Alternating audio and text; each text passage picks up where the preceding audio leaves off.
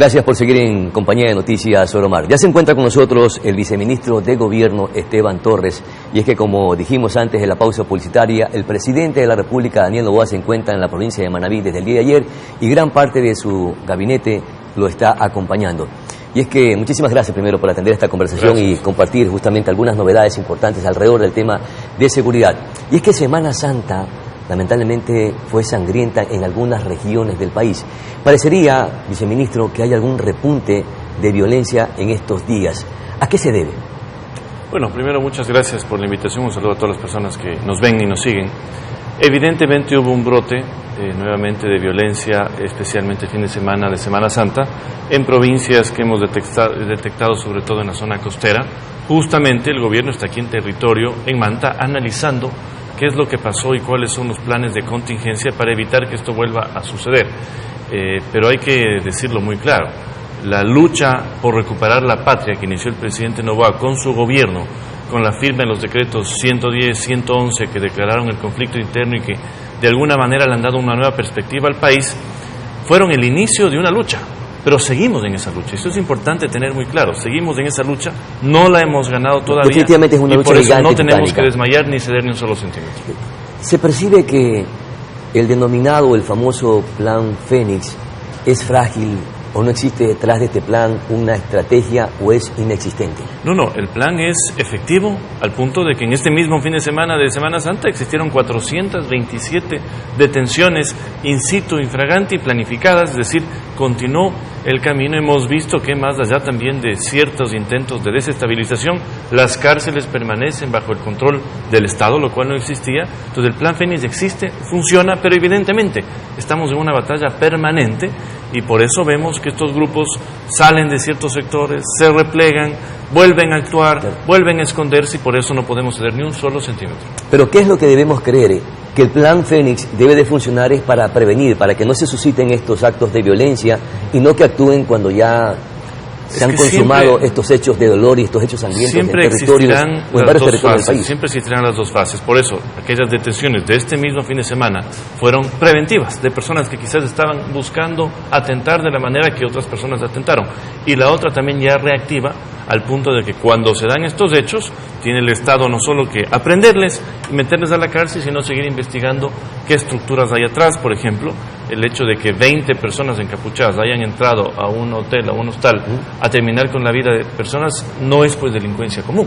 Es justamente este tipo de acciones que se combaten con inteligencia, pero en donde cuando suceden hay que también actuar con toda la Expertos en seguridad han coincidido en que hay una debilidad bastante grande alrededor de las políticas de seguridad del gobierno de Daniel Noboa y es la falta de inteligencia. Y lo acabó de decir en una de las notas la ministra de Gobierno, inteligencia y tecnología. ¿Por qué no se asume con decisión, con vehemencia, la cooperación internacional que nos pudiera ayudar con estas debilidades que tenemos? Se lo está haciendo, el problema es que hay una falta de recursos también y por eso han habido entregas de chalecos, de más armas a la policía. Tenemos que, por ejemplo, mejorar el tema de los radares, justamente en la provincia de Manabí, que hace muchos años sospechosamente se dañaron, pero con los pocos recursos que se tienen se está haciendo todo lo que se tiene que hacer. Evidentemente nos gustaría hacer muchísimo más, dotar de más equipamiento a la policía, a los militares, y por eso parte de esas expectativas vienen con la consulta popular, porque una de las preguntas que tenemos en la consulta popular es para que todo el material incautado de los delincuentes, que a veces llegan con armas de última generación vía tráfico de armas por la frontera amazónica, puedan estar al servicio de la policía y de los militares inmediatamente. Es una de las preguntas que tenemos en la consulta. A propósito de la consulta popular, ¿qué va a suceder cuando ya estamos a pocas horas o días de que ya no se pueda extender el estado de excepción en el país? ¿Cuál va a ser la mecánica o de qué manera van a reemplazar el estado de excepción para que los militares puedan continuar en las calles y en las cárceles combatiendo a las mafias delincuenciales? Estamos evaluando todas las opciones jurídicas. Nosotros creemos que no podemos ceder, como le digo, ni un solo centímetro, especialmente en la presencia militar que tenemos en este momento en las cárceles. 10.000 militares cansados, pero dándolo todo por su país y por su patria en las cárceles, así como 10.000 más en las calles dándolo todo, igual que los policías que están también en la primera línea de fuego. por eso es importante tener esto de forma permanente, porque estar pensando en renovar estados de excepción y quizás en algún momento la propia Corte Constitucional dice no va más, y nos quedamos sin eso. Y por eso una de las preguntas de la consulta popular va justamente al apoyo permanente de los militares a la policía sin necesidad del trámite regular de estados de excepción. Y por eso es fundamental, no por el gobierno, por el país, que esa pregunta tenga respaldo popular. Claro, y mientras esperamos que se desarrolle la consulta popular y que el pueblo ecuatoriano se pronuncie, ¿qué va a suceder en este lapso en el que ya no tendremos la acogida de la instrumentación constitucional de la consulta popular y qué van a hacer con los militares? Tenga la confianza que encontraremos el camino de que esto se sostenga. Estaríamos hablando de que más o menos el 10 de abril terminaría el estado de excepción y ya tendríamos la posibilidad de que esto sea permanente con una votación el 21 de abril en la consulta popular, pero tenga la seguridad que no vamos a ceder, no podemos ceder nada estos días hasta que al menos ya en papel y con cambio constitucional esto quede santificado. Se dice, y un poco revisando los antecedentes de las consultas populares, el pueblo ecuatoriano se pronuncia a favor o no dependiendo de la popularidad del mandatario. ¿Cómo está esa popularidad del mandatario cuando ha tomado decisiones como, por ejemplo, aumentar el IVA, ha aumentado los combustibles? Vemos que no existe una política de seguridad contundente para combatir la delincuencia, es decir, que la popularidad del presidente está un poco tambaleando. A ver, evidentemente se estabilizó porque la popularidad llegó a un pico de 85% del presidente luego de los primeros actos en contra de la corrupción. Ahora está estabilizada entre el 60 y el 70%, que sigue siendo un margen importantísimo, porque usted lo ha mencionado muy bien, para entrar a un proceso de consulta popular. ¿Cuál hubiera sido la irresponsabilidad de un gobierno? Entrar a un proceso de consulta popular con el 10, con el 11%, como le sucedió al gobierno anterior, y por eso tumbaron una consulta que realmente no se podía perder. Nosotros esperamos que se dé todo lo contrario esta vez, es un presidente popular, con respaldo, por supuesto, incluso luego de decisiones complicadas como la del IVA, que nos ha tocado tomar para sanear en algo las finanzas públicas, pero con esa confianza de que va a haber un respaldo el 21 de abril positivo, no al presidente, al país, porque son preguntas que le conciernen al país. Ahí no hay temas ni personales ni electorales, como lamentablemente lo hemos vivido en algunas consultas populares, y por eso esta es una bandera del Ecuador el 21 de abril. ¿Qué cree que resolverá la consulta popular cuando algunos aspectos de reformas a normas del Código Integral Penal, entre otras, ya han sido planteadas, modificadas en la Asamblea Nacional? ¿O es simplemente el complemento para reforzar el trabajo que se está haciendo alrededor de las políticas de seguridad implementadas por el gobierno? Esto es importante saber para todas las personas que nos siguen. El 21 de abril tendremos 11 preguntas, de las cuales 6 son preguntas de reforma legal y el resto son de reforma constitucional.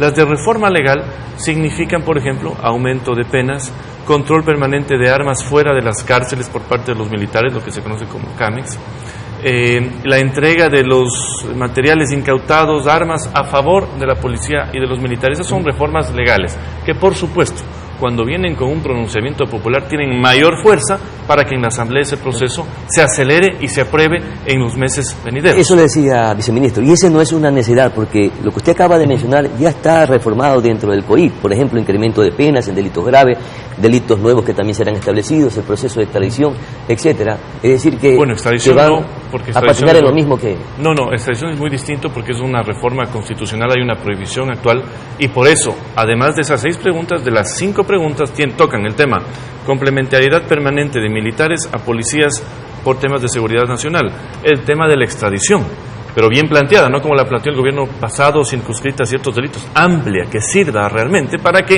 las personas de máxima peligrosidad no estén en nuestras cárceles, sino ojalá fuera del país.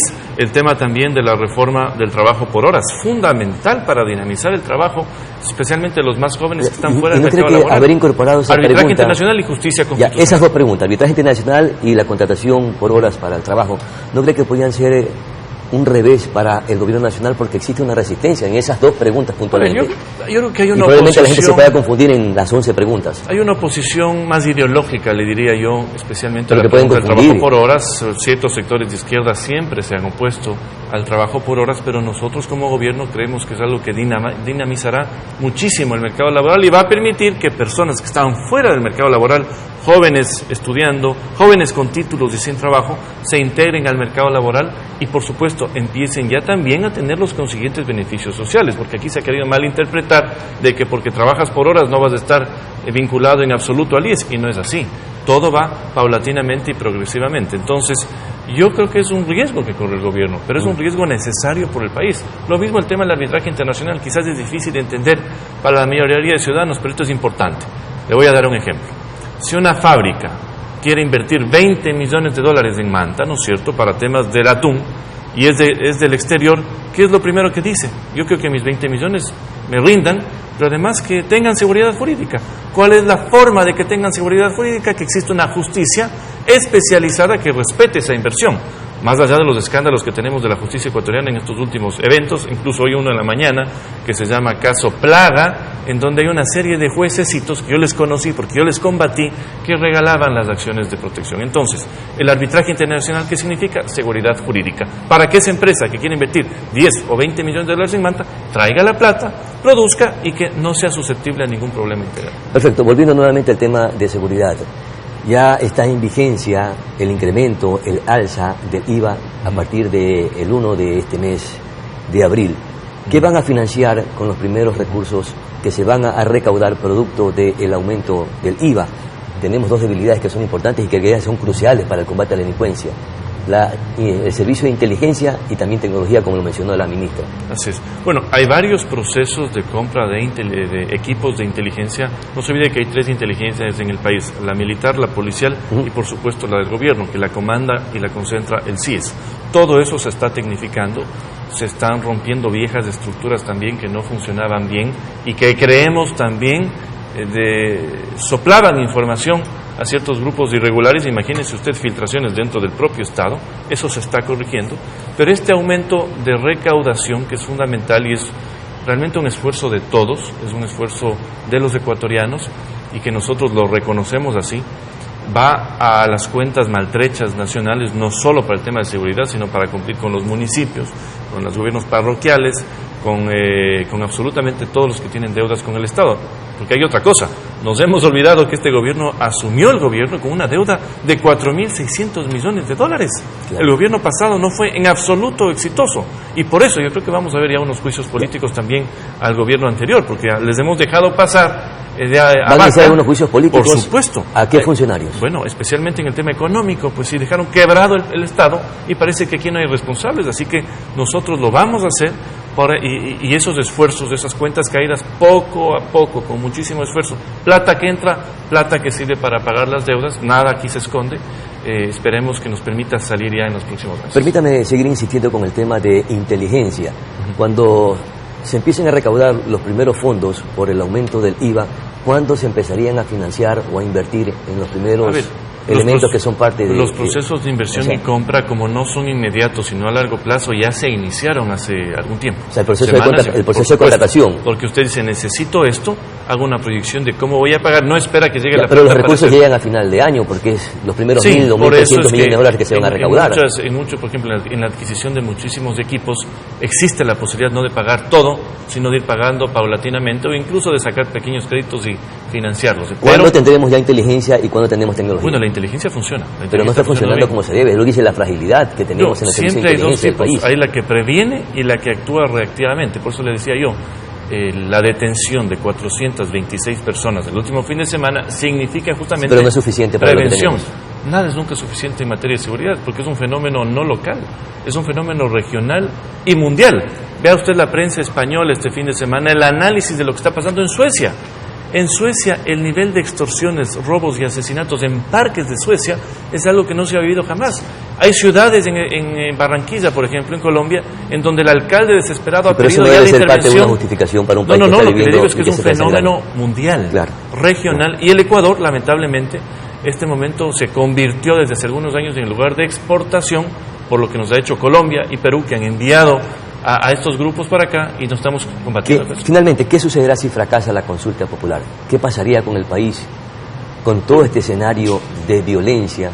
Y aunque se han hecho esfuerzos importantes, aún seguimos secuestrados por las mafias. Bueno, el Ecuador perdería la posibilidad, primero, de tener una complementariedad de los militares a los policías permanente, a lo que estamos viviendo y que ha surtido efecto.